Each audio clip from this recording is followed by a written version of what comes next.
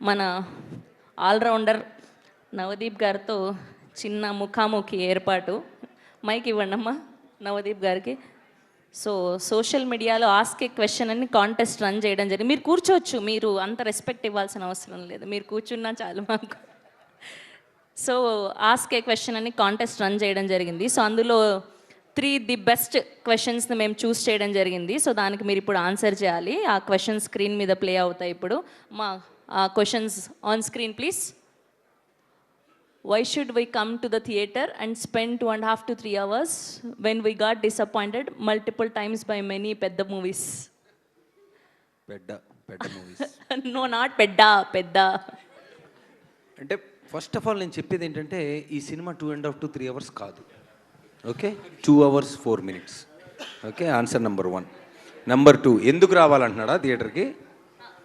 ఇప్పుడు మనం చాలాసార్లు ప్రేమలో పడతాం, ఏమవుతుంది?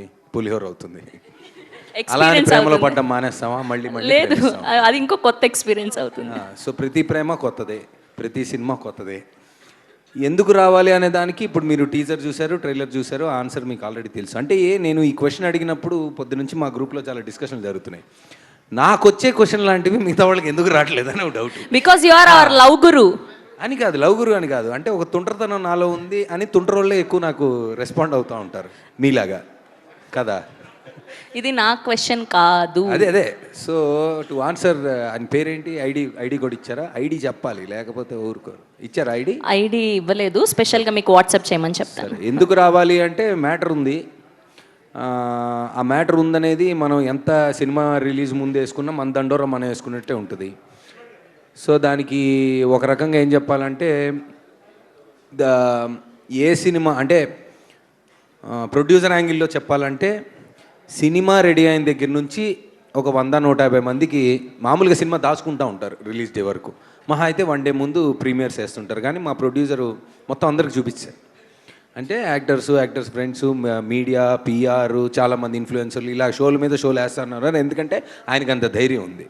సో తీసిన వాడికి, డబ్బులు పెట్టిన వాడికి అందరికంటే ఎక్కువ టెన్షన్ ఉండాలి. ఏంటి పరిస్థితి, వస్తే ఎంత వస్తాయని. సో మా వాళ్ళకి ఆ గొడవే లేదు, అందరికీ చూపించారు సినిమా ఈజ్ బాగుందని అందరూ చెప్తున్నారు.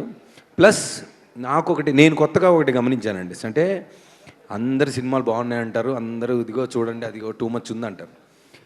జనాలు అంటే ప్రేక్షకులు ఈ రోజుల్లో ఎలా ఉన్నారంటే ట్రైలరు టీజర్ చూసిన తర్వాత ఓకే చాలే మాకు తెలుసు ఏముందో అని ఫిక్స్ అయిపోతున్నారు. So the comments and the questions and everything that we're getting, మేమెంతైతే చెప్తున్నామో మా దాంట్లో మ్యాటర్ ఉందని వాళ్ళు రివర్స్ చెప్తున్నారు. అరే చాలా రోజుల తర్వాత అంటే మాకు ఓవర్సీస్ నుంచి వచ్చిన రిపోర్ట్స్ అంటే రెస్పాన్స్ కానివ్వండి, జనరల్ ఇన్స్టాగ్రామ్ సోషల్ మీడియాలో వచ్చిన రిపోర్ట్స్ ఆర్ జనరల్గా అంటే ఒక వైబ్ ఉంటుంది కదా సినిమాకి. సో మేమెంత ధైర్యంగా ఉన్నామో ఒక ట్రైలరు టీజర్ చూసిన తర్వాత అంటే ఇండస్ట్రీ వాళ్ళు అనుకోండి లేదా కామన్ ప్రేక్షకులు అనుకోండి, ఏదో మ్యాటర్ ఉందబ్బా దీంట్లో అని ఫిక్స్ అయి ఉన్నారు. సో మీకు కూడా అలా అనిపిస్తే రిలీజ్ ముందే ఫిక్స్ అయ్యి రండి, లేదంటే రిలీజ్ అయిన తర్వాత చూసిన వాళ్ళని అడిగి అప్పుడు ఎలాగో వస్తారు కాబట్టి ఇంకా మీ ఇష్టం. ఇగో తమ్నేలలో నేను అడిగినట్టు వేయకండి ప్లీజ్ దయచేసి. మళ్ళీ అది ఆడియన్ క్వశ్చను అది. Okay, next question please. మూడింటికి నేనే ఆన్సర్ కాదు కదా. ఆ కట్ అయిన సెన్సార్ డైలాగ్ చెప్పన్నా మీకే ఇది. ఈరోజు పొద్దున నేను రాత్రి I was not in the country, రాత్రి రాగానే నేను యాక్చువల్లీ జర్మనీలో ఎక్కడో ఏదో చేస్తూ ఉంటే మా డైరెక్టర్ చిన్న సెన్సార్ కట్ వచ్చింది నాకు, అది పంపివా కరెక్షన్ అని అడిగారు. సరే నేను ఫస్ట్ నాకు పంపినప్పుడు నేను బోటు మీద ఉన్నా. ఆ బోట్లో సైలెంట్ రూమ్ ఒకటి చూసి పంపి అన్నాడు. మొత్తం బోట్ అంతా ఎతికా, 100 రూములు ఉన్న బోట్లో ఇంజన్ రూమ్లో ఆబ్వియస్లీ సౌండ్ ఉంటుంది, అన్ని రూమ్లు వెళ్ళినా సౌండ్ వస్తుంది, అయినా పంపించా. ఇది వర్కౌట్ అవ్వట్లేదు, సరే ఈ వర్డ్ మాత్రం నేను పెట్టి పంపిస్తాను because we need censor approval, తర్వాత మళ్ళీ చూద్దాం అన్నాడు. నెక్స్ట్ టైం అడిగారు, అప్పుడు బస్సులో ఉన్నా, అప్పుడు కుదరలా. సరే మొత్తానికి నిన్న మ్యూనిక్లో ఒక రెస్టారెంట్లో ఉంటే, పంజాబీ రెస్టారెంట్లో వాడు ఫుల్ సౌండ్ పెట్టాడు. వెళ్ళి వాడిని భయ్యా కొంచెం సౌండ్ తగ్గిస్తే రికార్డ్ చేసి పంపాలంటే వాడు తెలుసు వాడు గుర్తుపట్టి, సరే రూమ్లోకి వెళ్ళి పంపించి ఇది ఓకే అనుకున్నా, అది అవ్వలే.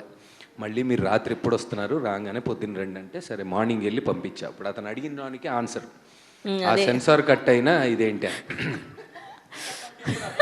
ఇదంతా కాదు మ్యాటర్ రా ఫస్ట్ అని మేము అనుకున్నాం చాలా దాచాం లోపల అని, కానీ బయటికి లాగేస్తున్నారు.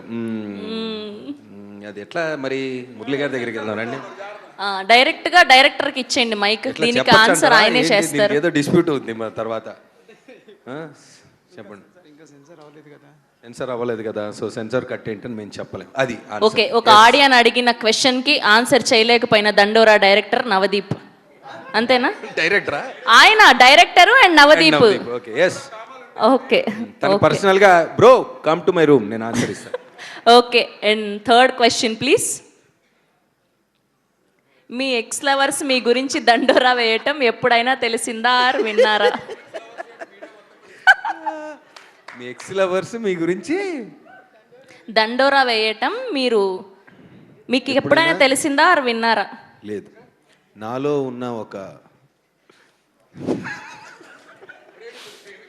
కాదు నాలో కాదు, మరి అది ఎక్కడి నుంచి వచ్చిందో తెలియదు. అది కన్యారాశి ఫలాల నుంచి ఎక్కడొచ్చిందో నాకు తెలియదు, కానీ నా ఎక్స్ గర్ల్ ఫ్రెండ్స్ అందరూ నా గుడ్ ఫ్రెండ్స్ ఇప్పుడు. సో నా గురించి దండోరా వేస్తే మంచిగా వేస్తారు తప్ప చెడ్డగా వేయరు. ఆహా, బా, ఇలాంటి అబ్బాయి అందరికి దొరకాలని ఎక్స్గా కోరుకుంటున్నా. దొరికితే ఎక్స్లు అవ్వరండి, ఎక్స్లు అయ్యారంటే దొరకడం. అదే ఎక్స్గా ఉన్న వాళ్ళందరూ నవదీప్ లాంటి వాళ్ళు అయి ఉండాలి అని కోరుకుంటున్నా. నాకు అర్థమైందిలేండి. లేదు, ఇదిగోండి. మీకు ఒక క్వశ్చన్ ఉంది. మీకు సైక్ సిద్ధార్థ ఇష్టమా, దండోరా ఇష్టమా? ఓడి అమ్మ బంటే రక్త పింజర్ రే, బొసగొడేస్తుంది రే. క్వశ్చన్: ఒక నటుడిగా ప్రతి పాత్రని ప్రేమించటం,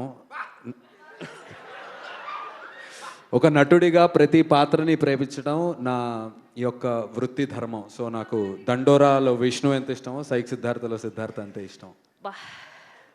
నిజంగా ఒకసారి గట్టిగా చెప్పట్లండి.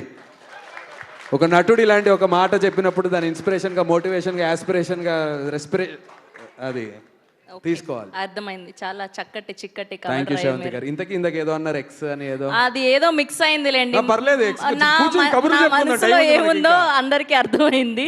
Thank you so much.